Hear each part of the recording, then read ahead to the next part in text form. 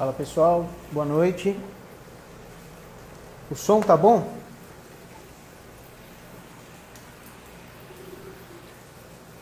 Vamos ver aqui as pessoas.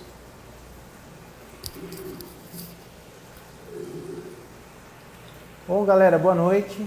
É um prazer estar falando com vocês. Meu nome é Thiago Barraque, para quem não me conhece, é um prazer estar falando com vocês. Aí já falaram que o som tá bom. Vamos lá. Gente, eu não costumo fazer live, né? Eu tenho um problema meio sério para fazer vídeos. Quem me conhece sabe disso, então não tenho esse costume. Então vocês me perdoem as gaguejadas e os erros, mas acho importante falar para o pessoal o seguinte. Essa semana eu tive bastante contato, conversei bastante com o Dr. Miguel Missi, tá? Dispensa apresentações, né? Um doutor, um grande amigo meu, uma pessoa sensacional, né? Um pesquisador nato, um cara inteligentíssimo, de um conhecimento sem igual, né? Ímpar. E a gente conversou muito sobre alimentação para coral, tá?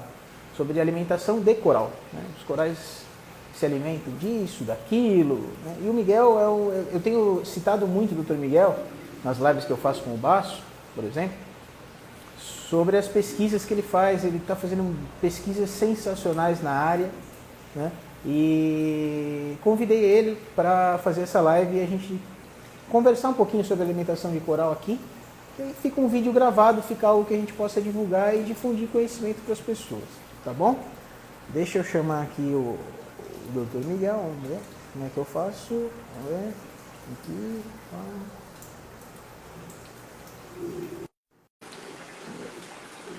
Aguardando.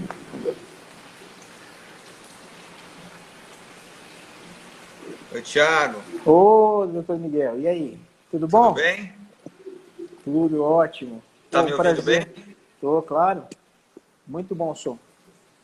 Prazer ter você aqui com a gente. Não, o prazer é todo meu. Deixa eu tentar deixar essa câmera do jeito, o celular do jeito que não atrapalhe muito aí, mas acho que eu vou conseguir. Não, tá bom, tá ótimo. Pronto. Vamos lá. Então eu estava apresentando aqui, doutor Miguel, eu estava falando, você dispensa apresentações, né? O pessoal que te conhece sabe que é um pesquisador nato, é uma pessoa que é um dos grandes pesquisadores na área aqui no Brasil. É um prazer imenso ter você aqui falando com o pessoal. E a gente conversou bastante essa semana, né, doutor, sobre alimentação para coral, alimentos, o que eles se alimentam, se é necessário, se não é. E a nossa conversa ficou uma coisa interessante, um pensamento de difundir isso, né? A importância de difundir a importância da alimentação dos corais. E você fez pesquisas sensacionais na área, agora está pesquisando na área também. Então, muito legal ter você aqui para poder conversar sobre o assunto. Tá? Então, vamos trocar uma ideia, e mesma ideia que a gente trocou pelo telefone, a gente vai conversar agora sobre... Travou? Ah, travou. Travou. Não sei por quê. Voltou, não? Voltei. Voltou. Te apresentei, doutor Miguel. Agora falei que a gente vai conversar um pouquinho sobre alimentação para coral, a importância disso, né? E o motivo de ser tão importante difundir essa informação, né? E você é um grande pesquisador na área, tem feito pesquisas na área, tenho citado você, inclusive, nas lives. Então, acho importantíssimo ter você aqui, a gente ter esse vídeo salvo para ter um conteúdo salvo. Não um conteúdo que você fala agora e se perde.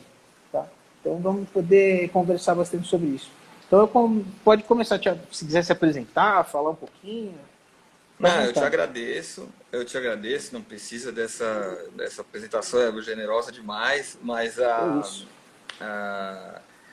verdade é o seguinte, né?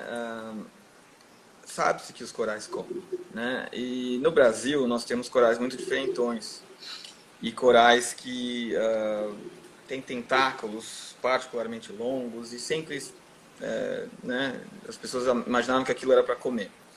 E aí, em 2015, ninguém trabalhava com ecologia trófica de coral no Brasil, que é exatamente como que os corais se portam do ponto de vista alimentar, né? E aí, em 2015, eu montei um grupo, né? Então não sou eu, é um grupo de pesquisadores, Para avaliar isso daí, a gente começou a fazer pesquisas com corais brasileiros e hoje a gente já está fazendo pesquisas com corais de outras partes do mundo também, né? Então, é uma linha de pesquisa que já tem esses 5 anos, que é justamente ecologia trófica de coral. Então, é um assunto que a gente conhece razoavelmente bem dentro daquilo que a ciência conhece, né? Mas o que as pessoas precisam entender, primeiro, é que, até onde eu sei, pelo menos, a intenção de ter um aquário é de imitar um pouquinho aquilo que tem na natureza, né? E a gente imita até certo ponto, tem algumas coisas que a gente não imita, né? O que eu sempre falo que a gente não imita é a coluna d'água. Nossa coluna d'água é grosseiramente diferente do que a gente encontra na natureza. Por quê? Porque na coluna d'água você tem um monte de nutrientes dissolvidos. Desculpa, no Recife de Coral você não tem nutriente dissolvido, nossos aquários também não. Porém, tem duas coisas que você tem no Recife de Coral, na coluna d'água, que nossos aquários não têm. Uma é zooplâncton, né? A gente não consegue ter zooplâncton no aquário porque os filtros removem, porque os organismos consomem muito rápido, porque cai no sangue, por aí vai. E a outra coisa que a gente não tem no nosso aquário é matéria orgânica dissolvida, né? Que tem bastante no Recife de Coral, né? Na coluna d'água. E no nosso aquário não tem, de novo, porque os skimmers super grandões, potentes, que a gente compra, tem o objetivo de remover isso. E para o coral, a gente está removendo, no fim, duas coisas muito importantes para a nutrição deles, né? Porque no ambiente natural, o coral vai se alimentar de 3 maneiras. Uma delas é a autotrofia. A autotrofia, para quem não se lembra, é o organismo que produz o próprio alimento. O coral é uma autotrofia um pouquinho diferente, porque quem produz o alimento é a zooxantel. E a zooxantel produz muito carbono e doa isso para o coral. Então o coral se alimenta por uma autotrofia indireta porque a zooxantel está dando comida para ele. Legal, isso é luz, né? E a gente tem luz nos nossos aquários, assim como no oceano, então isso a gente consegue cumprir razoavelmente bem. Agora tem 2 outras maneiras que o coral precisa, se alimenta na natureza, que essas a gente não vai tão bem. E as 2 estão dentro de uma coisinha chamada heterotrofia. Heterotrofia é como quando você se alimenta de uma maneira que você não produz o próprio alimento. Você precisa consumir pelo menos alguma parte de algum outro organismo, né, para você crescer. E essencialmente o coral tem 2 maneiras. Uma é a predação. É o quê? É comer zooplâncton. Então os corais têm tentáculos, vocês podem ver isso. Isso é tudo para ele conseguir capturar pequenos organismos que estão na coluna d'água, né? Isso é uma parte muito importante da nutrição do coral e que nos nossos aquários, de novo, nós não temos, né? E a terceira maneira, ainda dentro da heterotrofia para o coral, é uma coisinha chamada osmotrofia. Essa é uma coisa que a ciência ainda conhece muito pouco. Isso é uma coisa fantástico. é muito importante. A gente está começando a mexer bastante isso lá no Instituto. Que é o quê? É você adquirir matéria orgânica dissolvida por difusão. Então é como se o coral comesse a matéria orgânica pela pele, né? O coral tem epiderme, a ectoderme, e quando entra partículas muito pequenininhas, ou seja, dissolvidas, aquilo consegue permear a pele do coral e aí ele vai consumir e se alimentar daquilo. E a ciência está começando a mexer com a osmotrofia, e a gente está vendo que talvez seja a forma mais importante de nutrição para coral, especialmente no Brasil. Então, eu chamo isso de tripé. A gente tem a fotossíntese da zooxantel, o zooplâncton e a matéria orgânica dissolvida. E nos aquários, normalmente a gente tem um tripé perneta, que só tem uma dessas 3 coisas. De vez em quando nem isso tão bem, mas isso é outro assunto. Né? E por que isso... Aí tem muita gente que fala, mas para que eu preciso alimentar o coral se a zooxantel já está nutrindo o suficiente? Então aí a gente precisa, de novo, dar uma estudadinha um pouco do ponto de vista teórico. O que a zooxantel está dando? Produtos da fotossíntese. Vamos dar uma olhadinha na equação da fotossíntese, né? O que vai acontecer é que a zooxantel vai pegar luz, CO2, vai fazer aquilo lá se transformar em glicose e coisas similares. O carboidrato, né? Que a gente conversou. Exatamente. A grosso modo, ela está produzindo carbono, açúcar. Isso serve para energia, para metabolismo. Não cresce. Para crescer, você precisa de proteína. O que é proteína? É nitrogênio e fósforo. Então, se você for olhar o processo da fotossíntese, ela produz carbono. Ela é quase nada eficiente em produzir nitrogênio e fósforo. Então, se o coral precisa produzir tecido mole novo, precisa produzir esqueleto novo, ele precisa de nitrogênio e fósforo. Isso é muito conhecido na ciência. Isso não é algo que foi escrito há 2, 3 anos, é algo que se conhece há 20, 25, 30 anos. Então, para você ter ganho de massa, nutrição adequada, o coral precisa de proteína. Proteína ele vai arranjar de 2 maneiras, ou do zooplâncton ou da matéria orgânica dissolvida.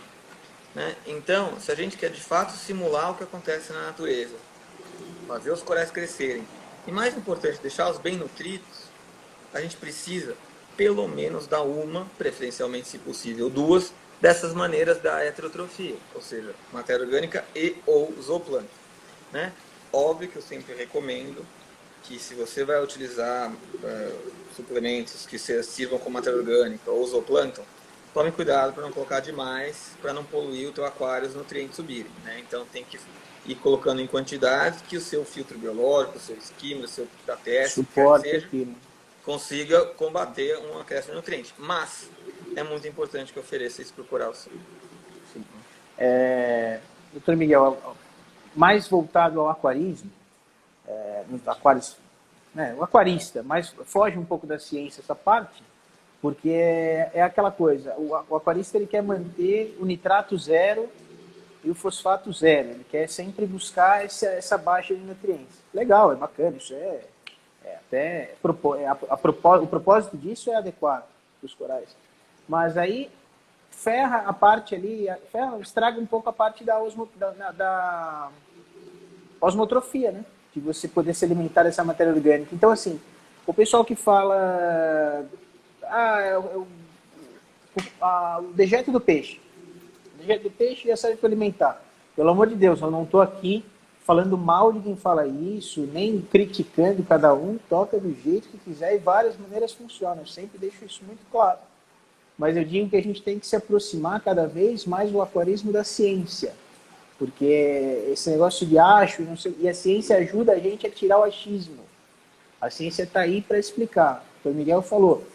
Então essa osmotrofia, ela não fica prejudicada. Eu sei que é um conceito extremamente novo, você já falou, mas em um aquário pobre de nutrientes, a osmotrofia está prejudicada, não é?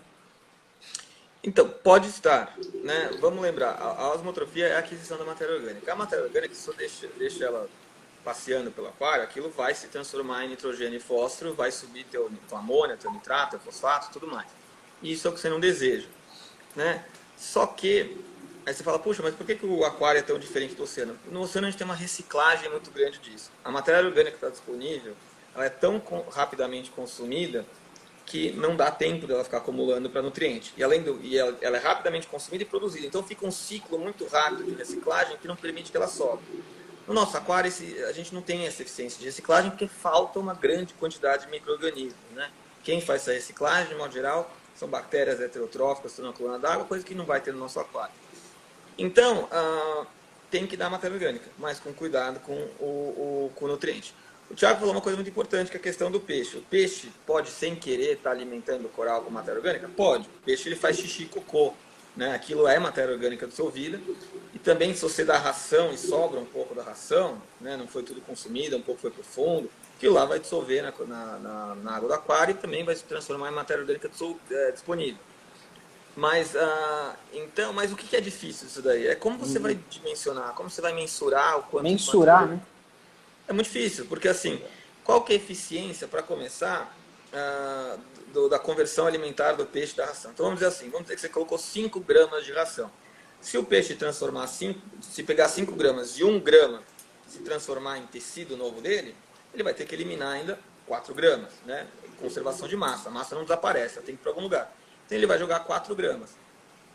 4 gramas é o suficiente para alimentar 1, 2, 3, 5 colantes corais? Isso é uma coisa que a gente não tem como medir no aquário, né? Então, assim, de vez em quando, se o cara tem muito peixe, está dando muita ração, pode ser que ele esteja produzindo matéria orgânica o suficiente para os corais, mas pode ser que não, especialmente se é aqueles aquários que tem muito coral e nem tanto peixe, né? Então, eu sou muito a favor do uso de suplementação, porque eu sou a favor de que a gente imite o que tem na natureza, né? E dê para esses organismos a nutrição apropriada. Então, eu sou muito a favor da suplementação, obviamente, com cuidado para os nutrientes não subirem. Então, mesmo cuidado da ração de peixe. Se você dá ração demais, sobra, nutriente sobe. É a mesma coisa, você pode colocar o produto, mas numa quantidade que seja razoável, aquela quantidade pré-determinada no produto por volume, e pronto. Mas é muito importante, uma coisa eu posso falar com tranquilidade. Esse pessoal que tem aquários de acróporas, sei lá o que crescem, são uma maravilha, é impossível que os corais estejam crescendo daquela maneira sem ter pelo menos uma daquelas duas outras maneiras de se alimentar, zooplâncton e matéria orgânica. Então esse pessoal ou está fazendo de uma maneira sem querer, ou está fazendo de propósito. Mas esse de negócio de não faço nada e está crescendo, não existe. Né? Não dá. O coral vai precisar de nitrogênio, fósforo e proteína para crescer. E esses produtos existem aí que eu saiba no mercado, eu não testo muito deles, né? Eu já ouvi falar de fuel, sei lá o que. Esses produtos são essencialmente matéria orgânica dissolvida. Alguns são produtos de mais qualidade, outros de menos, mas aquilo é matéria orgânica dissolvida que o coral vai essencialmente ingerir. E não é só o coral. O poliqueta que ele tem ali também vai se alimentar daquilo, a tridacna que ele tem ali.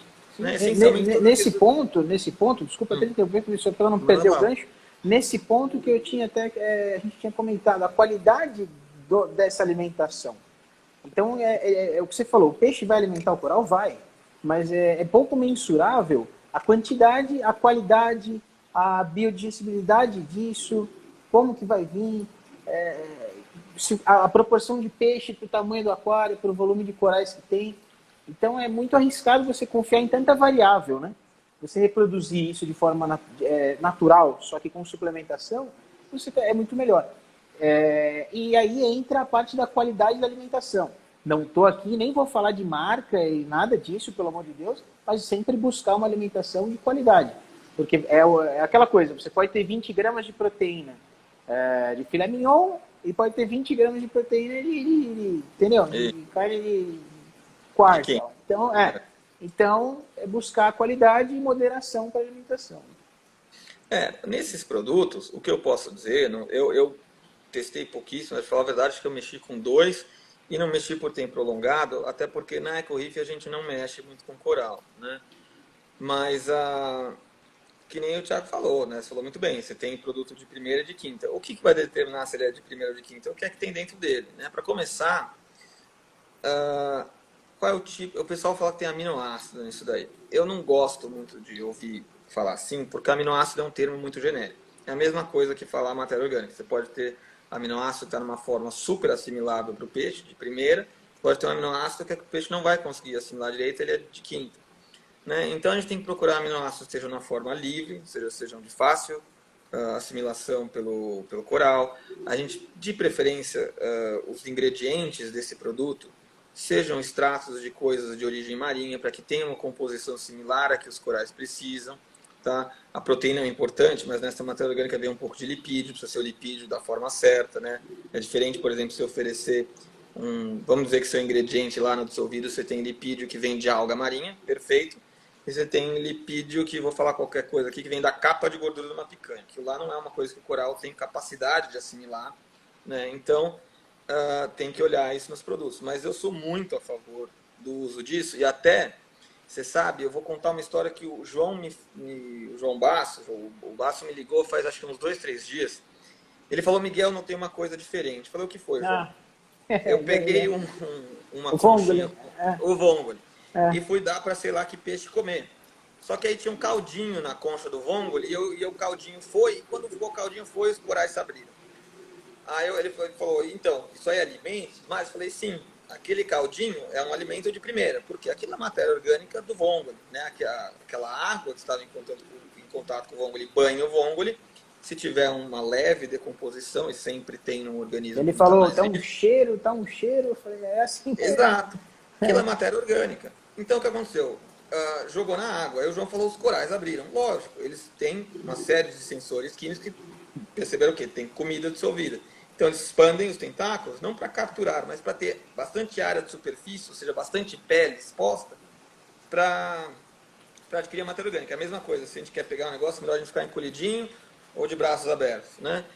Então, eu acho sinceramente que esse debate, se nós devemos alimentar os corais ou não deveria existir. A gente deve. Eu falo isso tanto, doutor. Acho que a pergunta não é essa, né? É isso que eu sempre, de novo, não estou criticando quem pensa o contrário, porque hoje em dia você não pode falar muita coisa, mas é com base na ciência, gente. O doutor Miguel está aí, ele fez pesquisas na área, está fazendo pesquisas na área, ainda pesquisas que estão ainda em desenvolvimento. A pergunta não é se você deve ou não alimentar coral. A pergunta tem que ser outra. Qualidade, quem sabe o tamanho da partícula. É isso, a ciência sempre vai falar uma coisa importante. Eu acho legal que vocês me apoiam, gostam de mim, mas não é o Miguel que importa. O que importa é se a informação que foi passada tem Da fundamento, onde vem a ciência, né? né? Então, será que o o Miguel está falando tem base, tem fundamentação por trás? Se você entrar nos bancos de dados científicos que estão disponíveis no Google hoje, você vai ver como tem um monte de evidências que já transformam em mais do que fato como os corais precisam de nitrogênio e fósforo, que não vem da fotossíntese, para crescerem e estarem num estado de nutrição adequado. Inclusive, eu vou deixar no vídeo, depois a gente vai divulgar esse vídeo, eu vou deixar os artigos, né, científicos. Pode deixar. Pra gente, aqueles que você me passou para divulgar, já vou deixar embaixo, né? E é interessante. E é aquela coisa, né? O coral vai sem alimentar? Vai, né? Só que é aquela coisa, aquela diferença de viver ou sobreviver, né? Né? Isso não está restrito só a coral, né? Por exemplo, isso já é comprovado da matéria orgânica e do zooplâncton para coral duro, para uma série de espécies de coral mole, mas também até outras coisas meio diferentes, como por exemplo anêmonas. Anêmonas são capazes de fazer a tal da osmotrofia, os zooantídeos, que eu sei que você tanto gosta. Olha que informação legal isso. Então, o pessoal com anêmona não conhece muito. Então, vários cnidários diferentes, então aí estamos falando de coral verdadeiro, de mushroom, de zoantídeo, de anêmona. Esse pessoal vai ter alguma eficiência na matéria orgânica, em especial eles são até mais fortes na matéria orgânica, um pouco menos na predação, mas são capazes.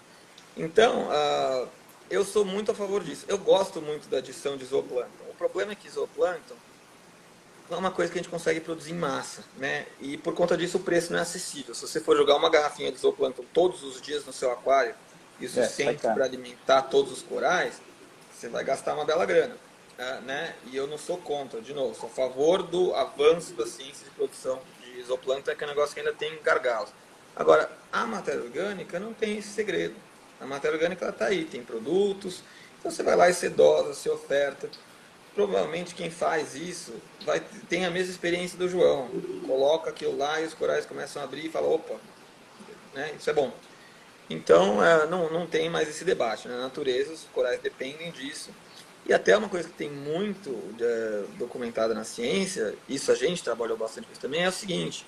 Quando o coral está passando por um processo de estresse, seja ele qual for, ele acaba compensando a energia perdida no estresse com a tal da heterotrofia, o zooplâncton e ou a matéria orgânica. Então, se você teve um problema severo no seu aquário, seja lá qual ele qual for, e você precisa da recuperação desse coral, ele vai precisar de um pouquinho de proteína. Então, não é só para crescer e nutrir bem, mas também para deixar a recuperação após qualquer problema fisiológico que ele tenha enfrentado. Então, eu acho que seria bom se todo aquarista tivesse um potinho de matéria orgânica, qualquer que seja, de qualidade, óbvio, do lado, ali como ele deixa a ração do peixe, a toalhinha para limpar a mão, a varetinha para cutucar. Né?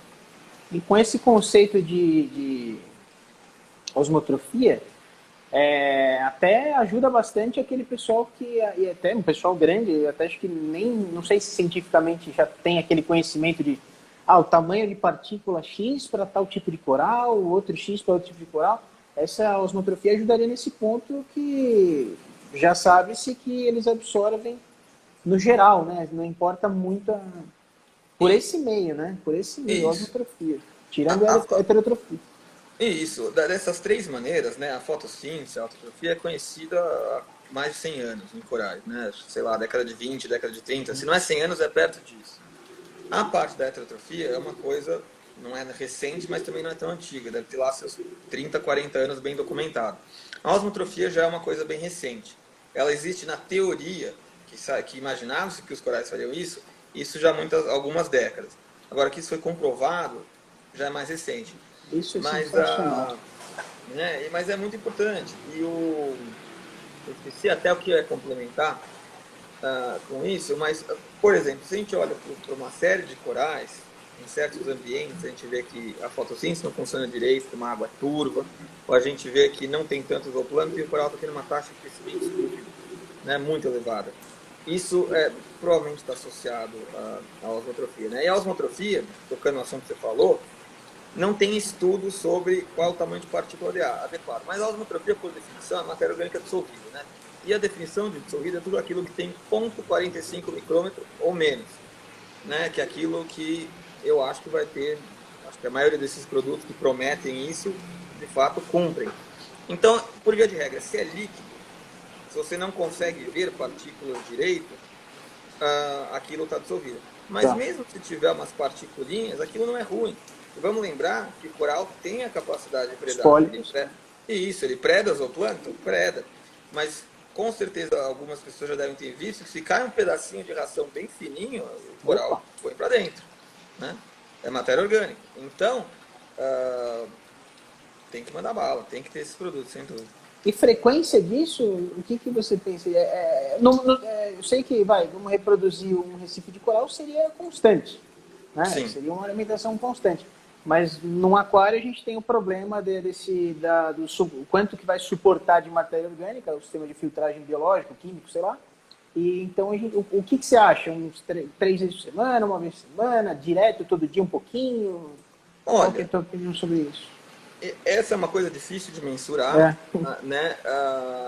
Porque cada aquário, são diferentes, mas eu acho que justamente a gente tem que imitar o que na natureza. Na natureza é constante. Nós não temos, não conseguimos fazer constante nos aquários, então temos que tentar fazer o mais próximo possível disso. Então, o que eu diria é oferecer com a maior frequência possível, 3 vezes ao dia, se for possível, desde que consiga-se combater o acréscimo de nutrientes, né? Mas 3 vezes por dia é até demais. Seria o ideal, mas ninguém está em casa 3 vezes por dia para dar. Então, cada vez que vai alimentar o peixe, alimente o coral junto. Isso seria o que eu recomendaria. E certifique-se que o skimmer está bem, que o nitrogênio está sob controle, o fósforo está sob controle. Usa um bom ATS, sei lá o que. Eu fiquei maravilhado recentemente de como o ATS funciona bem. Funciona, nossa. O João fala muito disso, eu acho muito bacana. Aliás, um abraço para o João, né, nosso amigo. Eu vou até te falar. Impressionante. Eu acho ATS, a meu ver, pelo menos melhor que skimmer. A gente tem cultivos... Eu não uso mais skimmer aqui, quase. A gente comprou um ATS do Kikito, que é um amigo nosso. Sim, colocou num sistema de faz sensacional. Fica não tem nitrogênio nem fósforo. Então, impressionante. Então não dá para usar também a desculpa não temos tecnologia que nos permite alimentar com essa frequência. E mais simples que o ATS, né? Um funcionamento tranquilo, manutenção tranquila, é só a pessoa estudar um pouquinho, ela vai pesquisar um pouquinho, vai saber usar um ATS de forma muito boa. O João detalha isso muito bem. Sim. Então eu acho que não tem dúvida. Tem que alimentar o coral. Cuidar nessa. E eu ia falar alguma coisa do skimmer, agora que você tocou no assunto, mas eu acabei me fugindo aqui. Me fugiu completamente aqui. Do skimmer tirar um pouco dessa matéria orgânica e acaba que o pessoal está tirando o skimmer do aquário e percebendo melhora no aquário. Entendeu? Então, alguns casos tem acontecido isso. O skimmer ele vai tirar a matéria orgânica direto, né? Muitas vezes antes dela se converter em nitrogênio e fósforo na forma de nutrientes disponível, na forma de amônia, de fosfato e tudo mais.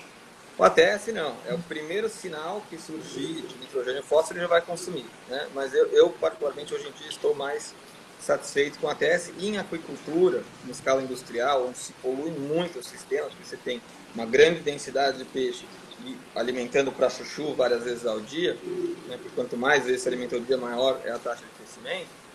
Então, a aquicultura está olhando para filtro de alga. E filtro de alga está tendo um desempenho ótimo. E o ATS é nada mais do que um filtro de alga. Né? Tem diferentes desenhos de filtro de alga, o reator de ketomorfo tem um filtro de alga, enfim. Mas o ATS eu acho uma maravilha. E está ficando muito popular na aquicultura. Então, eu acho que o aquarista não pode falar, não tenho como combater o nutriente. Inclusive, já perguntaram aqui, ATS ou chaetomorfa? Eu acredito que o ATS é mais prático, menos risco. A chaetomorfa, quando ela morre no aquário, eu mesmo já tive problema seríssimo com isso. A ATS acho tão prático, gente. Eu concordo com você. Já tive experiência com os dois.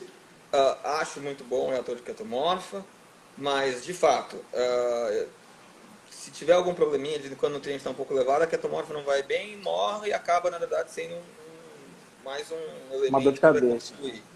Né? O ATS não, porque o ATS ele depende de alga filamentosa, que é praga, vai crescer de qualquer maneira. Então, eu pessoalmente prefiro a ATS, mas os dois têm o mesmo princípio e os dois são, a meu ver, são soluções elegantes para combater esse tipo de problema.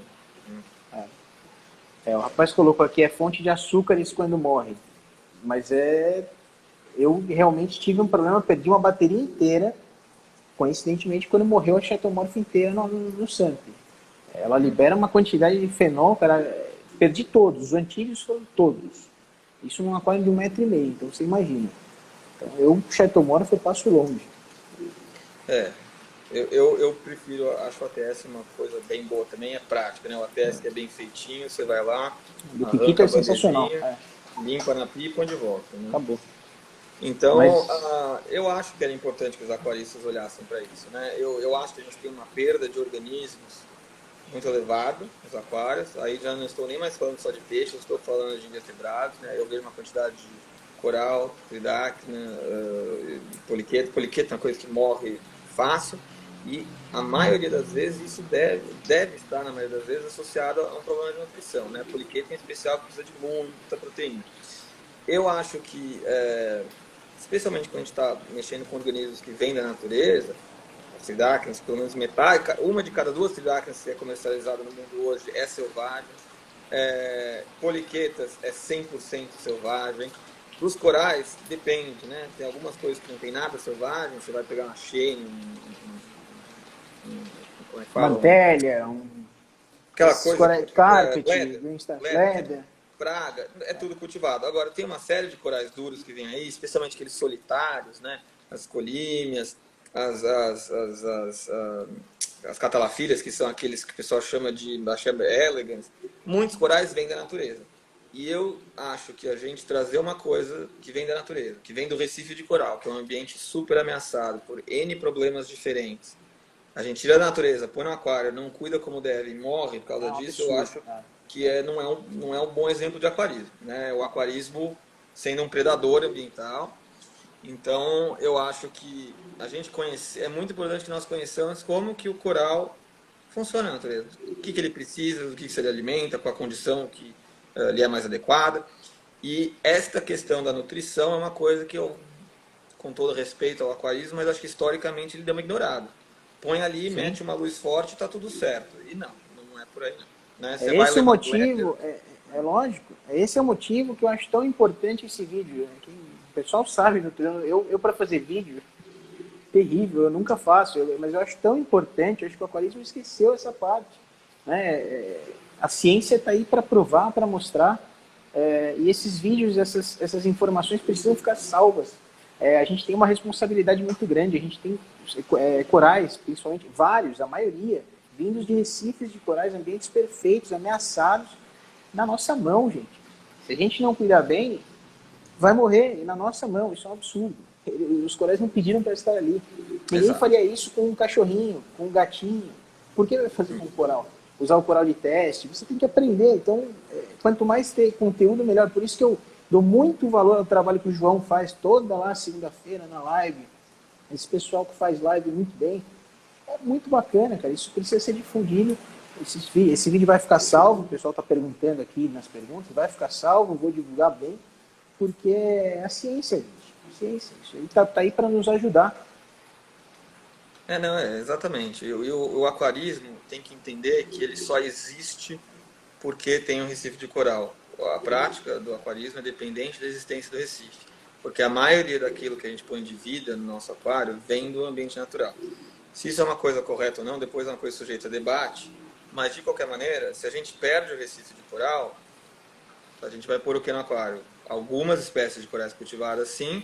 Um peixe palhacinho, um gobizinho e o resto. Não vai ter tangue, não vai ter borboleta, não vai ter anjo, não vai ter escolímia, não vai ter as catalafilhas lá, os elegans, e uma série de outros corais são mais difíceis. Aquela própria mais rara. Então, o aquarista tem que preservar. Então, se já veio uma coisa... Eu gostaria de viver numa época onde só se comprasse coisa cultivada. Mas, infelizmente, não é possível ainda. Né? Também é uma coisa que tem um debate ético por trás. Mas, se você tem uma coisa selvagem, pelo menos, ao mínimo que você tem que fazer é tratar aquilo muito bem e dar uma longa vida àquilo no teu Quer ver uma coisa interessante? para finalizar até, o Instagram dá 1 hora, eu nem sei quanto tempo passou. Ele corta a gente e sai do ar. E ele não tem um reloginho aqui, eu não sabia. Ó. Tinha que ficava marcando, não tenho ideia quanto tempo passou.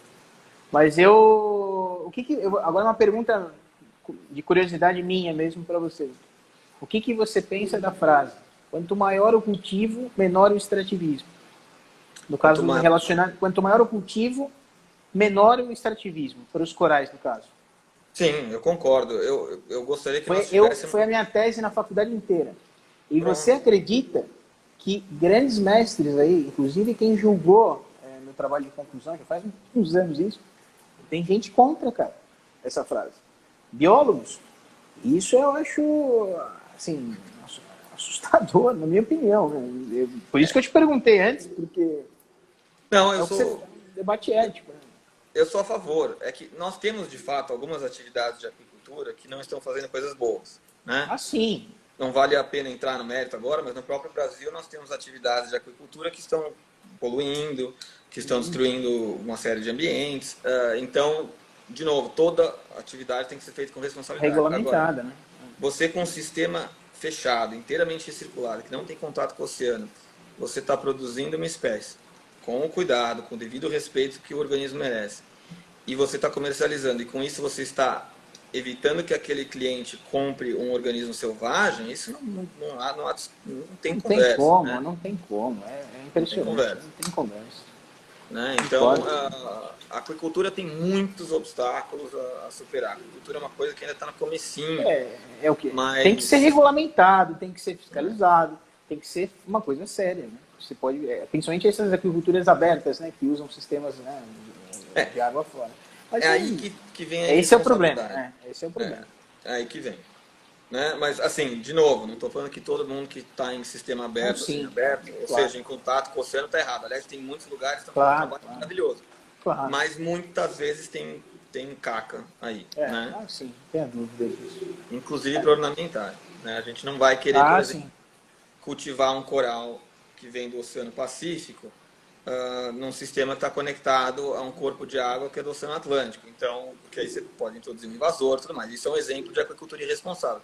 Sim. Mas, por sorte, eu conheço pouquíssimos casos, né, de pessoas que quiseram fazer isso. Cultivar coral conectado a águas brasileiras. Cultivar um coral estrangeiro enquanto tem um sistema conectado a águas brasileiras. A esmagadora maioria faz o que é responsável, que é um sistema fechado e pronto, que não tem contato com o oceano. Que bom.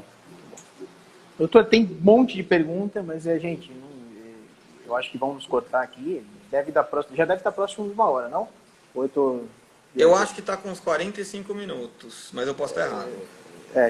Vamos nos cortar, né? Mas uma última aqui, que eu achei interessante pra caramba. Ele falou, doutor, fala um pouco sobre a superfície de contato da pele do coral, a exposição do alimento. Ele está querendo falar sobre a osmotrofia, esse conceito novo. Qual que é a superfície de contato? Por que ocorre essa osmose? Não sei se eu entendi, mas o fato é que assim, o coral, se ele está fazendo a osmotrofia, toda a parte mole dele, todo o tecido mole dele tem a capacidade de realizar a osmotrofia. Então, quanto maior a área de superfície ele tiver, teoricamente mais matéria orgânica ele vai conseguir adquirir. Então, se você tem um pólipo retraído assim, a área de superfície dele é muito menor do que um pólipo expandido assim. Então, se ele está expandindo, ele vai estar usando melhor a área de superfície para absorver o máximo. Todas as células do tecido fazem essa osmose. Sim, difusão. Né? É direto na célula. A célula da epiderme está fazendo aquisição da matéria orgânica ou qualquer que seja a forma da matéria orgânica. Né? Então, esse é o mesmo princípio da tridáctila. Né? Por que a tridáctila tem um manto grandão quando os outros bivalves não têm? Porque a tridáctila quer ter um montão de zooxantela para pegar mais luz. Então, para ter um montão de zooxantela, precisa de mais área de superfície. O coral, então, teoricamente, aquele coral que tem a maior capacidade de se inflar, tem uma maior área de superfície disponível, teoricamente, é o coral que vai conseguir adquirir uma maior quantidade de matéria orgânica dissolvida. Legal. Então, eu acho que é isso. Deu para dar um recado bacana. Né? Esse vídeo vai ficar salvo, pessoal. Vou tentar divulgar bastante essa informação. Muito importante. Vem de uma pessoa... como o Miguel falou, ele não gosta que até que ele fale. O Miguel falou. Não é isso. São os artigos que ele defende. é a ciência que ele defende. Acho isso não tem palavras. É isso. Doutor, obrigado por ter aceitado o convite aí. Foi um prazer e sempre que quiser difundir conhecimento, eu estou disponível. Adoro fazer isso, cara. E com gente séria ainda, aí vai. Thiago, Você, o João, pô, tô sempre com ele toda segunda-feira. É um prazer para mim. Thiago, eu que agradeço. Eu fico feliz que você tem essa mentalidade de aquarismo responsável. É uma coisa que a gente precisa aumentar urgentemente. A gente tem muito problema ainda no aquarismo no Brasil. Então, o prazer é meu de participar. Se tiver qualquer coisa dentro da minha capacidade, você conta comigo. Eu gosto de utilizar veículos responsáveis que nem o seu para tentar passar mensagens que, por sorte, vão fazer com que os organismos sejam mais bem tratados, né? Com certeza, essa é a nossa missão. Obrigado, gente. Obrigado, doutor. Um abraço. Um abraço. Obrigado pela paciência, pessoal. Tchau, tchau. Tchau, Obrigado, tchau. doutor. Tchau, tchau.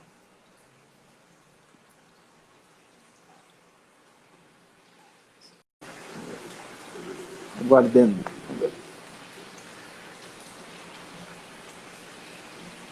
Oi, Thiago. Ô, doutor Miguel, e aí? Tudo bom? Tudo bem? Tudo ótimo. Tá Pô, me ouvindo prazer. bem? Tô, claro. Muito bom o som. Prazer ter você aqui com a gente. Não, o prazer é todo meu. Deixa eu tentar deixar essa câmera de um jeito, o celular de um jeito que não atrapalhe muito aí, mas acho que eu vou conseguir. Não, tá bom, tá ótimo. Pronto. Vamos lá. Então, eu estava apresentando aqui, doutor Miguel, eu estava falando... Você dispensa apresentações, né? O pessoal que te conhece sabe que é um pesquisador nato, é uma pessoa que é um dos grandes pesquisadores na área aqui no Brasil. É um prazer imenso ter você aqui falando com o pessoal. E a gente conversou bastante essa semana, né, doutor, sobre alimentação para coral. Alimentos, o que eles se alimentam, se é necessário, se não é. E a nossa conversa ficou uma coisa interessante, um pensamento de difundir isso, né? A importância de difundir a importância da alimentação dos corais. E você fez pesquisas sensacionais na área, agora está pesquisando na área também. Então, muito legal ter você aqui para poder conversar sobre o assunto. Tá? Então, vamos trocar uma ideia, e mesma ideia que a gente trocou pelo telefone, a gente vai conversar agora sobre... Travou? Ah, travou. Travou. Não sei por quê. Voltou ou não? Voltei. Voltou. Te apresentei, doutor Miguel. Agora falei que a gente vai conversar um pouquinho sobre alimentação para coral, a importância disso, né? E o motivo de ser tão importante difundir essa informação, né? E você é um grande pesquisador na área, tem feito pesquisas na área, tenho citado você, inclusive, nas lives. Então, acho importantíssimo ter você aqui, a gente ter esse vídeo salvo para ter um conteúdo salvo. Não um conteúdo que você fala agora e se perde. Tá? Então, vamos poder conversar bastante sobre isso. Então, pode começar, se quiser se apresentar, falar um pouquinho. Não, eu te agradeço, não precisa dessa apresentação, é generosa demais, mas a verdade é o seguinte, né? Sabe-se que os corais comem, né? E no Brasil nós temos corais muito diferentões e corais que têm tentáculos particularmente longos e sempre, né, as pessoas imaginavam que aquilo era para comer. E aí, em 2015, ninguém trabalhava com ecologia trófica de coral no Brasil, que é exatamente como que os corais se portam do ponto de vista alimentar, né? E aí, em 2015, eu montei um grupo, né? Então não sou eu, é um grupo de pesquisadores, para avaliar isso daí. A gente começou a fazer pesquisas com corais brasileiros e hoje a gente já está fazendo pesquisa com corais de outras partes do mundo também, né? Então é uma linha de pesquisa que já tem esses 5 anos, que é justamente ecologia trófica de coral. Então é um assunto que a gente conhece razoavelmente bem dentro daquilo que a ciência conhece, né? Mas o que as pessoas precisam entender primeiro é que, até onde eu sei pelo menos, a intenção de ter um aquário é de imitar um pouquinho aquilo que tem na natureza, né? E a gente imita até certo ponto, tem algumas coisas que a gente não imita, né? O que eu sempre falo que a gente não imita é a coluna d'água. Nossa coluna d'água é grosseiramente diferente do que a gente encontra na natureza. Por quê? Porque na coluna d'água você tem um monte de nutrientes dissolvidos. Desculpa, no Recife de Coral você não tem nutriente dissolvido, nossos aquários também não. Porém, tem duas coisas que você tem no Recife de Coral, na coluna d'água, que nossos aquários não têm. Uma é zooplâncton, né? A gente não consegue ter zooplâncton no aquário, porque os filtros removem, porque os organismos consomem muito rápido, porque cai no sangue, por aí vai. E a outra coisa que a gente não tem no nosso aquário é matéria orgânica dissolvida, né? Que tem bastante no recife de coral, né? Na coluna d'água. E no nosso aquário não tem, de novo, porque os skimmers super grandões, potentes, que a gente compra tem o objetivo de remover isso. E para o coral, a gente está removendo, no fim, duas coisas muito importantes para a nutrição deles, né? Porque no ambiente natural, o coral vai se alimentar de 3 maneiras. Uma delas é a autotrofia. A autotrofia, para quem não se lembra, é o organismo que produz o próprio alimento. O coral é uma autotrofia um pouquinho diferente, porque quem produz o alimento é a zooxantela. E a zooxantela produz muito carbono e doa isso para o coral. Então o coral se alimenta por uma autotrofia indireta, porque a zooxantela está dando comida para ele. Legal, isso é luz, né? E a gente tem luz nos nossos aquários, assim como no oceano, então isso a gente consegue cumprir razoavelmente bem. Agora tem 2 outras maneiras que o coral precisa, se alimenta na natureza, que essas a gente não vai tão bem. E as 2 estão dentro de uma coisinha chamada heterotrofia. Heterotrofia é como quando você se alimenta de uma maneira que você não produz o próprio alimento. Você precisa consumir, pelo menos, alguma parte de algum outro organismo, né, para você crescer. E, essencialmente, o coral tem 2 maneiras. Uma é a predação. É o quê? É comer zooplâncton. Então, os corais têm tentáculos, vocês podem ver isso.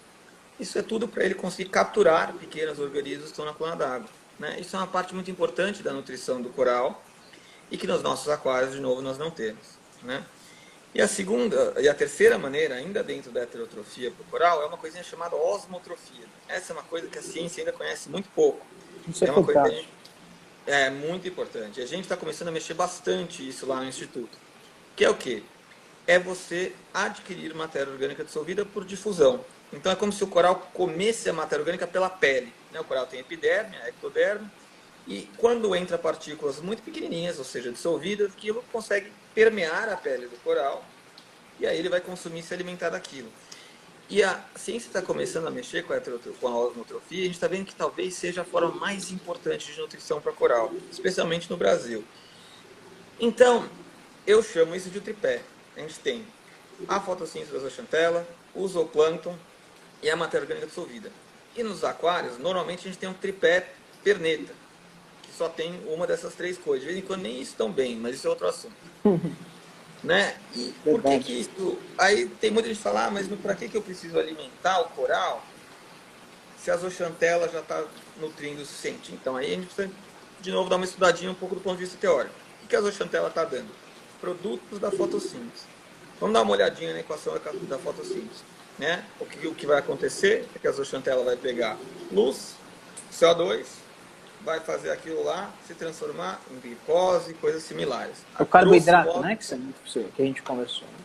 Exatamente. A grosso modo, ela está produzindo carbono, açúcar. Isso serve para energia, para metabolismo. Não cresce. Para crescer, você precisa de proteína. O que é proteína? É nitrogênio e fósforo. Então, se você for olhar o processo da fotossíntese, ela produz carbono. Ela é quase nada eficiente em produzir nitrogênio e fósforo. Então, se o coral precisa produzir tecido mole novo, precisa produzir esqueleto novo, ele precisa de nitrogênio e fósforo. Isso é muito conhecido na ciência. Isso não é algo que foi escrito há 2, 3 anos, é algo que se conhece há 20, 25, 30 anos. Então, para você ter ganho de massa, nutrição adequada, o coral precisa de proteína. Proteína ele vai arranjar de 2 maneiras, ou do zooplâncton ou da matéria orgânica dissolvida, né? Então, se a gente quer de fato simular o que acontece na natureza, fazer os corais crescerem, e mais importante, deixá-los bem nutridos, a gente precisa pelo menos dar uma, preferencialmente se possível 2, dessas maneiras da heterotrofia, ou seja, matéria orgânica e ou zooplâncton, né? Óbvio que eu sempre recomendo que se você vai utilizar suplementos que sirvam com matéria orgânica ou zooplâncton, tome cuidado para não colocar demais, para não poluir o teu aquário e os nutrientes subirem, né? Então tem que ir colocando em quantidades que o seu filtro biológico, o seu skimmer, o seu ATS, consiga combater um acréscimo de nutrientes. Mas é muito importante que eu ofereça isso para o coral, sim.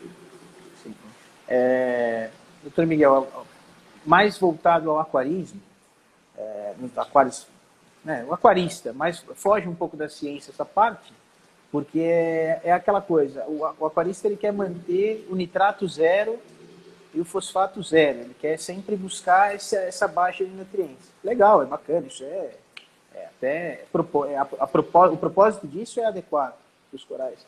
Mas aí ferra a parte ali, estraga um pouco a parte da osmotrofia, né? De você poder se alimentar dessa matéria orgânica. Então, assim, o pessoal que fala o dejeto do peixe. O dejeto do peixe já serve para alimentar. Pelo amor de Deus, eu não estou aqui falando mal de quem fala isso, nem criticando cada um, toca do jeito que quiser e várias maneiras funcionam. Eu sempre deixo isso muito claro. Mas eu digo que a gente tem que se aproximar cada vez mais do aquarismo da ciência. Porque esse negócio de acho, não sei, e a ciência ajuda a gente a tirar o achismo. A ciência está aí para explicar. O Miguel falou. Então essa osmotrofia, ela não fica prejudicada. Eu sei que é um conceito extremamente novo, você já falou, mas em um aquário pobre de nutrientes, a osmotrofia está prejudicada, não é? Então, pode estar, né? Vamos lembrar, a osmotrofia é a aquisição da matéria orgânica. A matéria orgânica, se você deixa ela passeando pelo aquário, aquilo vai se transformar em nitrogênio e fósforo, vai subir teu amônia, teu nitrato, teu fosfato, tudo mais. E isso é o que você não deseja, né? Só que, aí você fala, puxa, mas por que o aquário é tão diferente do oceano? No oceano a gente tem uma reciclagem muito grande disso. A matéria orgânica que está disponível, ela é tão rapidamente consumida que não dá tempo dela ficar acumulando para nutriente. E ela é rapidamente consumida e produzida. Então fica um ciclo muito rápido de reciclagem que não permite que ela sobe. No nosso aquário, a gente não tem essa eficiência de reciclagem porque falta uma grande quantidade de micro-organismos, né? Quem faz essa reciclagem, de modo geral, são bactérias heterotróficas, estão na coluna d'água, coisa que não vai ter no nosso aquário.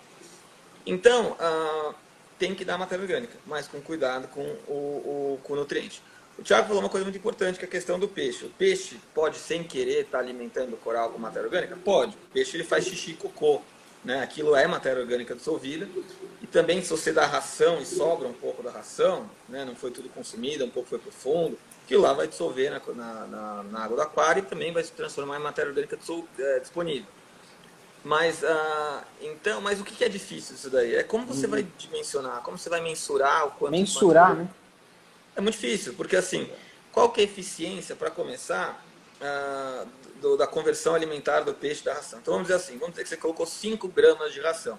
Se o peixe transformar se pegar 5 gramas e 1 grama se transformar em tecido novo dele, ele vai ter que eliminar ainda 4 gramas, né? Conservação de massa, a massa não desaparece, ela tem que ir para algum lugar. Então ele vai jogar 4 gramas.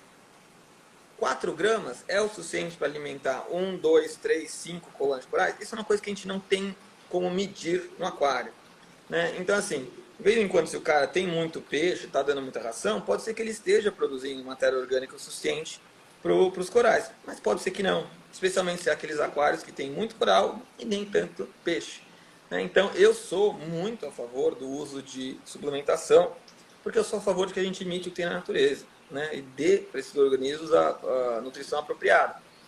Então, eu sou muito a favor da suplementação, obviamente, com cuidado para os nutrientes não subirem. Então, mesmo cuidado da ração de peixe. Se você dá ração demais, sobra, nutriente sobe. É a mesma coisa, você pode colocar o produto, mas numa quantidade seja razoável, aquela quantidade pré-determinada no produto por volume, e pronto. Mas é muito importante, uma coisa eu posso falar com tranquilidade. Esse pessoal que tem aquários de acróporas, sei lá o que crescem, são uma maravilha, é impossível que os corais estejam crescendo daquela maneira sem ter pelo menos uma daquelas duas outras maneiras de se alimentar, zooplâncton e matéria orgânica. Então esse pessoal ou está fazendo de uma maneira sem querer ou está fazendo de propósito. Mas esse de negócio de não faço nada e está crescendo não existe, né? Não dá. O coral vai precisar de nitrogênio, fósforo e proteína para crescer. E esses produtos... existem aí que eu saiba no mercado, eu não testo muito deles, mas já ouvi falar de fuel, sei lá o que.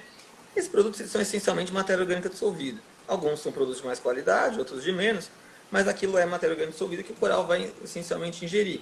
E não é só o coral. O poliqueta que ele tem ali também vai se alimentar daquilo, a tridacna que ele tem ali. Né?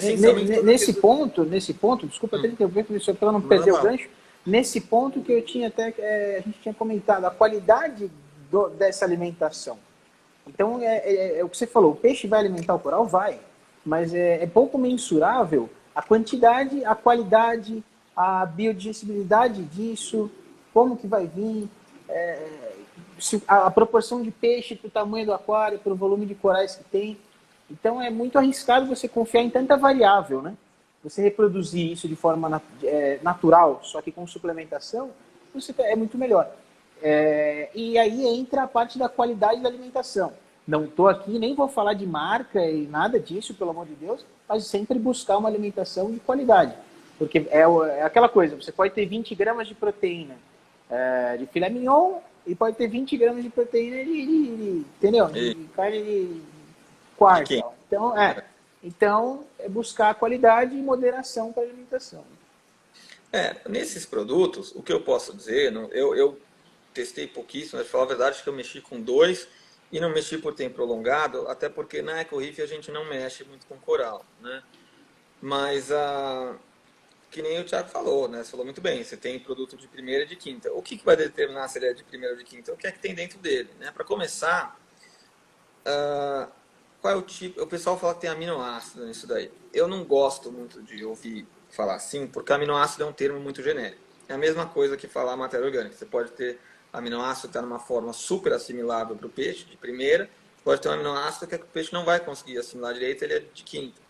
Né? Então a gente tem que procurar aminoácidos que estejam na forma livre, sejam de fácil assimilação pelo coral. A gente, de preferência, os ingredientes desse produto sejam extratos de coisas de origem marinha, para que tenham uma composição similar a que os corais precisam. Tá? A proteína é importante, mas nessa matéria orgânica vem um pouco de lipídio, precisa ser o lipídio da forma certa. Né?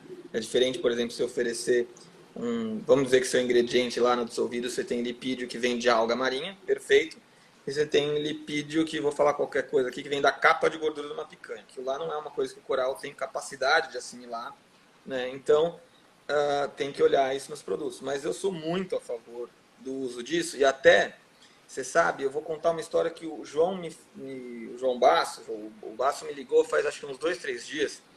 Ele falou: Miguel, não tem uma coisa diferente. Eu falei: o que foi, João? Eu peguei uma conchinha, o vongole, e fui dar para sei lá que peixe comer. Só que aí tinha um caldinho na concha do vongole, e o caldinho foi, e quando o caldinho foi, os corais se abriram. Aí ele falou: então, isso aí é alimento? Mas eu falei: sim, aquele caldinho é um alimento de primeira, porque aquilo é matéria orgânica do vongole, né? Aquela água que estava em contato com o vongole, banha o vongole. Se tiver uma leve decomposição, e sempre tem no organismo. Ele falou: tá um cheiro. Eu falei: é assim. Exato. Aquilo é matéria orgânica. Então o que aconteceu? Jogou na água. Aí o João falou: os corais abriram. Lógico, eles têm uma série de sensores químicos que perceberam o quê? Tem comida dissolvida. Então eles expandem os tentáculos, não para capturar, mas para ter bastante área de superfície, ou seja, bastante pele exposta, para adquirir a matéria orgânica. É a mesma coisa, se a gente quer pegar um negócio, é melhor a gente ficar encolhidinho ou de braços abertos, né? Então, eu acho sinceramente que esse debate, se nós devemos alimentar os corais ou não deveria existir. A gente deve. Eu falo isso tanto, doutor. Acho que a pergunta não é essa, né? É isso que eu sempre, de novo, não estou criticando quem pensa o contrário, porque hoje em dia você não pode falar muita coisa, mas é com base na ciência, gente. O doutor Miguel está aí, ele fez pesquisas na área, está fazendo pesquisas na área, ainda pesquisas que estão ainda em desenvolvimento. A pergunta não é se você deve ou não alimentar coral. A pergunta tem que ser outra. Qualidade, quem sabe o tamanho da partícula. É isso. A ciência, sempre falar uma coisa importante. Eu acho legal que vocês me apoiam, gostam de mim, mas não é o Miguel que importa. O que importa é se a informação que foi passada tem fundamento. Da onde vem a ciência, né? Então, será que o que o Miguel está falando tem base, tem fundamentação por trás?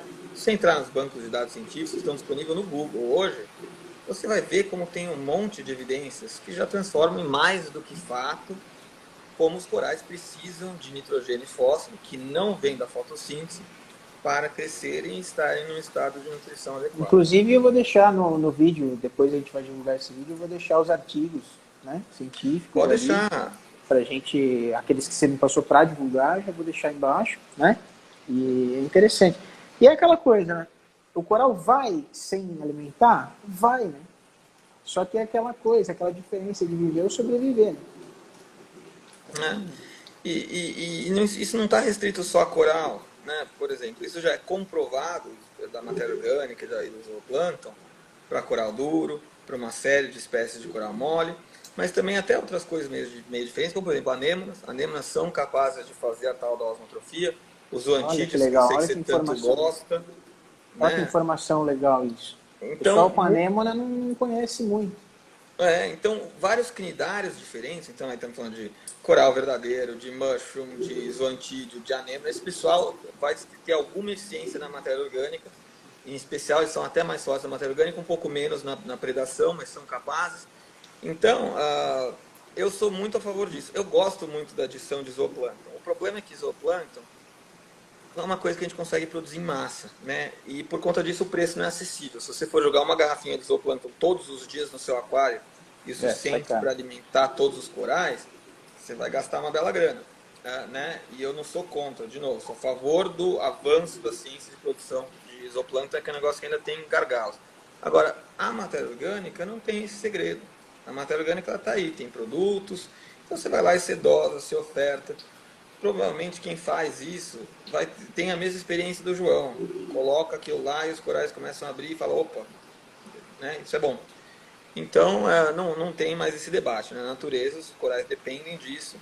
E até uma coisa que tem muito documentada na ciência, isso a gente trabalhou bastante com isso também, é o seguinte: quando o coral está passando por um processo de estresse, seja ele qual for, ele acaba compensando a energia perdida no estresse com a tal da heterotrofia, o zooplâncton e ou a matéria orgânica. Então, se você teve um problema severo no seu aquário, seja lá qual ele qual for, e você precisa da recuperação desse coral, ele vai precisar de um pouquinho de proteína.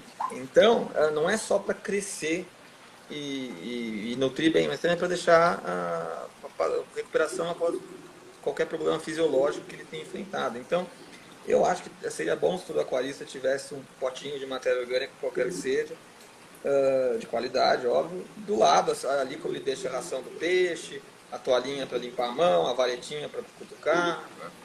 E com esse conceito de osmotrofia, até ajuda bastante aquele pessoal e até um pessoal grande, até acho que nem, não sei se cientificamente já tem aquele conhecimento de o tamanho de partícula X para tal tipo de coral, o outro X para outro tipo de coral. Essa osmotrofia ajudaria nesse ponto que já sabe-se que eles absorvem no geral, né? Não importa muito por esse meio, né? Por esse meio, a osmotrofia. Tirando a heterotrofia. Isso, dessas três maneiras, né? A fotossíntese, a autotrofia é conhecida há mais de 100 anos em corais, né? Sei lá, década de 20, década de 30. Se não é 100 anos, é perto disso. A parte da heterotrofia é uma coisa, não é recente, mas também não é tão antiga. Deve ter lá seus 30, 40 anos bem documentado. A osmotrofia já é uma coisa bem recente. Ela existe na teoria, que imaginava-se que os corais fariam isso já há algumas décadas. Agora que isso foi comprovado, já é mais recente. Isso é sensacional. Mas é muito importante. Eu esqueci até o que eu ia complementar com isso, mas, por exemplo, se a gente olha para uma série de corais, em certos ambientes, a gente vê que a fotossíntese não funciona direito, uma água turva, ou a gente vê que não tem tanto zooplâncton e o coral está tendo uma taxa de crescimento estúpido, né, muito elevada. Isso provavelmente está associado à osmotrofia. Né? E a osmotrofia, tocando no assunto que você falou, não tem estudo sobre qual é o tamanho de partícula adequado. Mas a osmotrofia, por definição, é matéria orgânica dissolvida, né? E a definição de dissolvida é tudo aquilo que tem 0,45 micrômetro ou menos, né? Que é aquilo que eu acho que vai ter, acho que a maioria desses produtos que prometem isso, de fato, cumprem. Então, por via de regra, se é líquido, se você não consegue ver partículas direito, aquilo está dissolvido. Mas mesmo se tiver umas particulinhas, aquilo não é ruim. E vamos lembrar que o coral tem a capacidade de predar. Ele preda zooplâncton? Preda. Mas com certeza algumas pessoas já devem ter visto que se cai um pedacinho de ração bem fininho, o coral põe para dentro. Né? É matéria orgânica. Então, tem que mandar bala, tem que ter esses produtos, sem dúvida. E frequência disso, o que você pensa? Eu sei que, vamos reproduzir um recife de coral, seria constante. Né? Seria uma alimentação constante. Mas num aquário a gente tem o problema do quanto que vai suportar de matéria orgânica, o sistema de filtragem biológico, químico, sei lá. E então o que você acha? Uns 3 vezes por semana, uma vez por semana, direto, todo dia um pouquinho? Qual que é a Olha, tua opinião sobre isso? essa é uma coisa difícil de mensurar, É. né?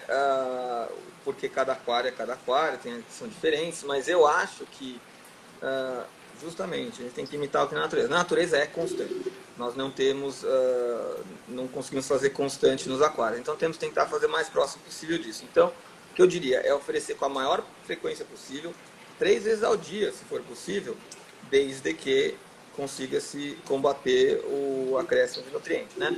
Mas 3 vezes por dia é até demais. A gente seria o ideal, mas ninguém está em casa 3 vezes por dia para dar.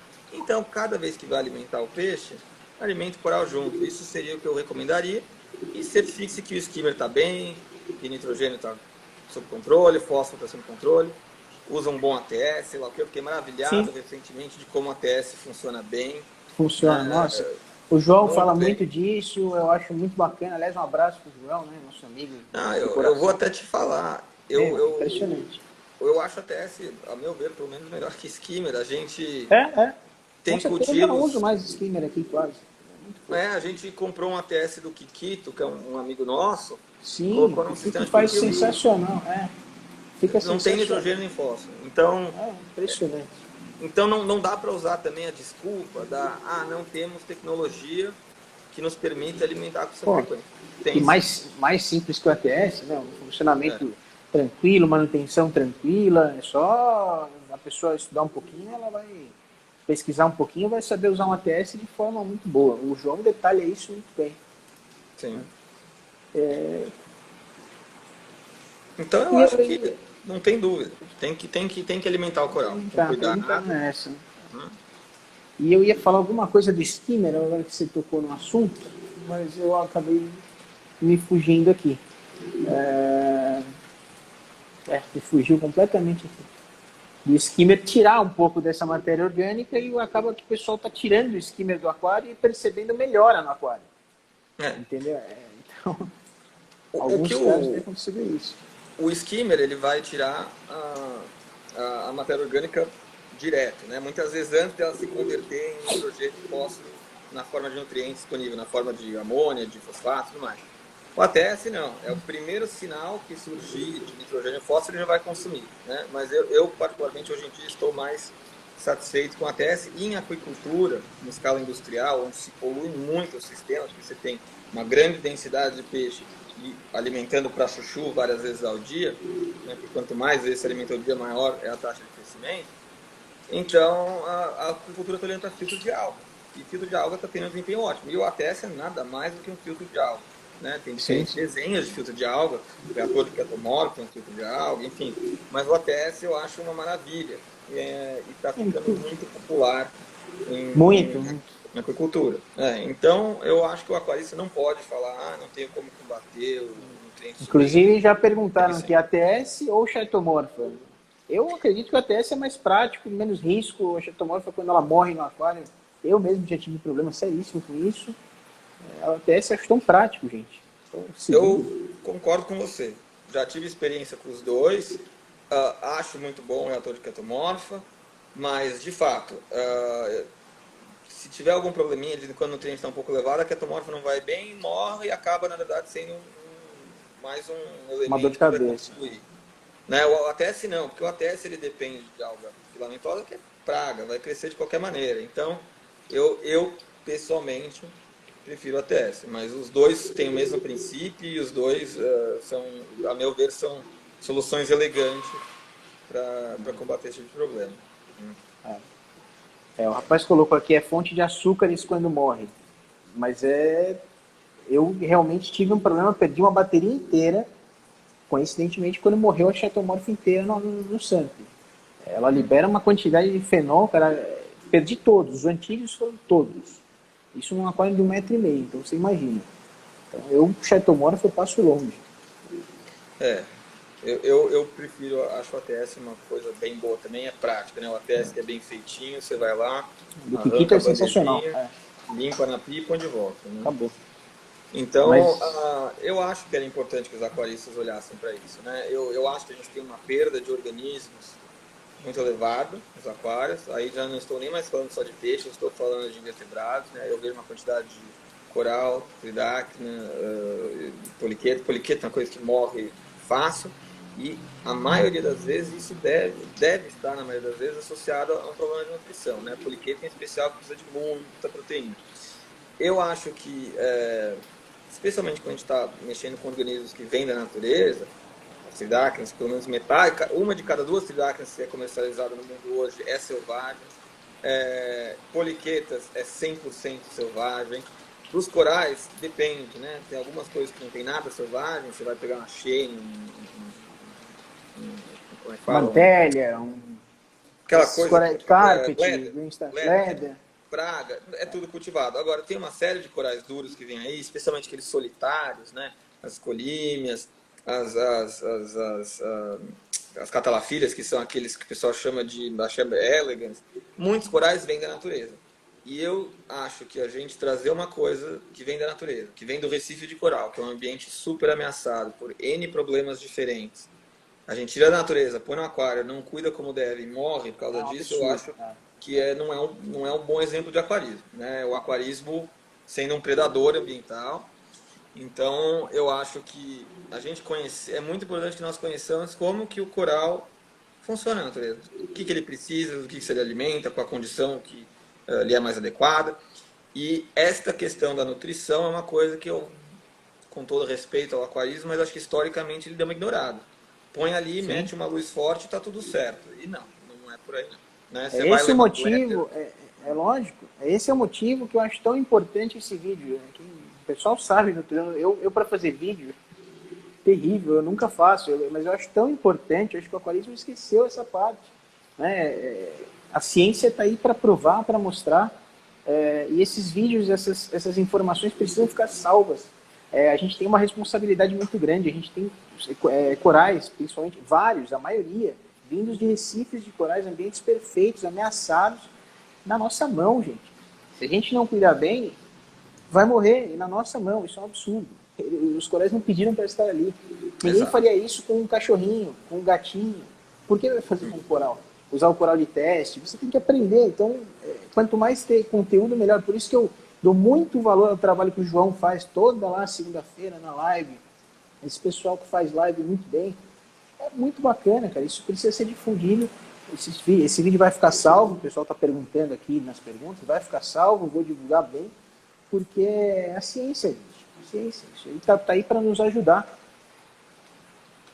Exatamente. E o aquarismo tem que entender que ele só existe porque tem um recife de coral. A prática do aquarismo é dependente da existência do recife, porque a maioria daquilo que a gente põe de vida no nosso aquário vem do ambiente natural.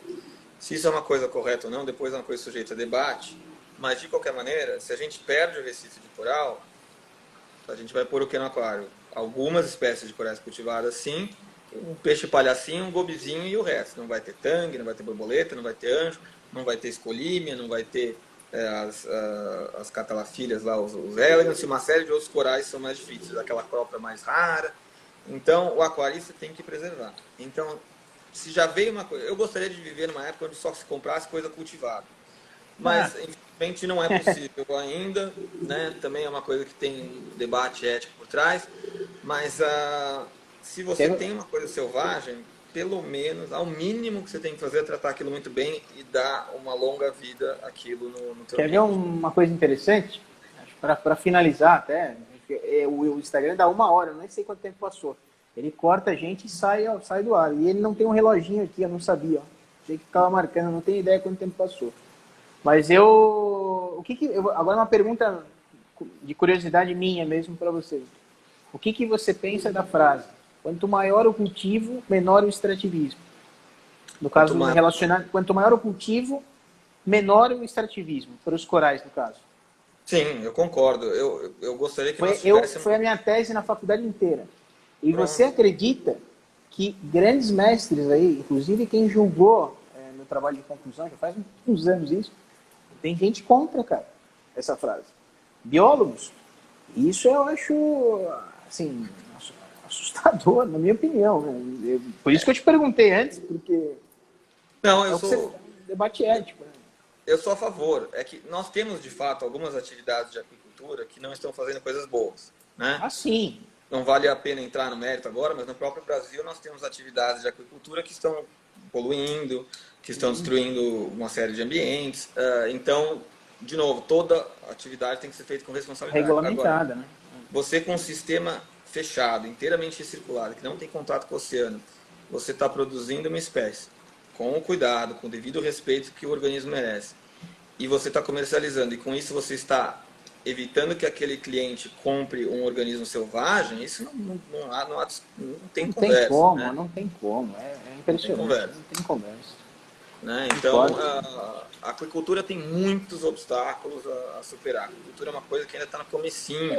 É o quê? Mas... Tem que ser regulamentado, tem que ser fiscalizado, tem que ser uma coisa séria. Né? Você pode, principalmente essas aquiculturas abertas, né, que usam sistemas, né, de água fora. Mas, aí que vem a esse é o problema. Esse é o problema. É aí que vem. Né? Mas, assim, de novo, não estou falando que todo mundo que está em sistema aberto, ou seja, em contato com o oceano, está errado. Aliás, tem muitos lugares que estão fazendo um trabalho maravilhoso.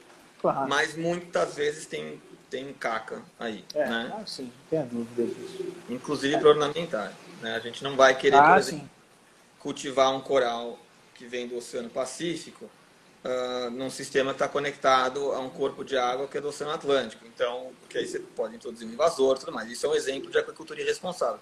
Sim. Mas, por sorte, eu conheço pouquíssimos casos, né, de pessoas que quiseram fazer isso. Cultivar coral conectado a águas brasileiras. Cultivar um coral estrangeiro enquanto tem um sistema conectado a águas brasileiras. A esmagadora maioria faz o que é responsável, que é um sistema fechado e pronto, que não tem contato com o oceano. Que bom. Doutor, tem um monte de pergunta, mas gente, eu acho que vamos nos cortar aqui. Já deve estar próximo de 1 hora, não? Ou eu acho que está com uns 45 minutos, mas eu posso estar errado.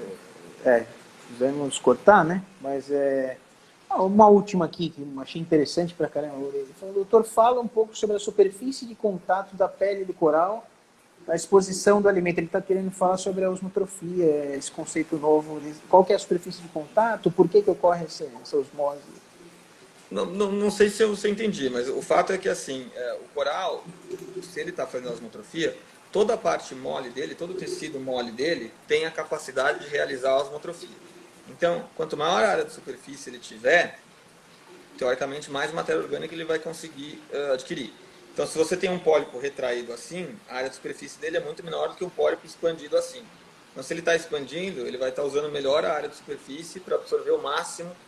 Todas as células do tecido fazem essa osmose. Sim, difusão. Né? É direto na célula. A célula da epiderme está fazendo aquisição da matéria orgânica, ou qualquer que seja a forma da matéria orgânica. Né? Então, esse é o mesmo princípio da tridáctila. Né? Por que a tridáctila tem um manto grandão quando os outros bivalves não têm? Porque a tridáctila quer ter um montão de zooxantela para pegar mais luz. Então, para ter um montão de zooxantela, precisa de mais área de superfície.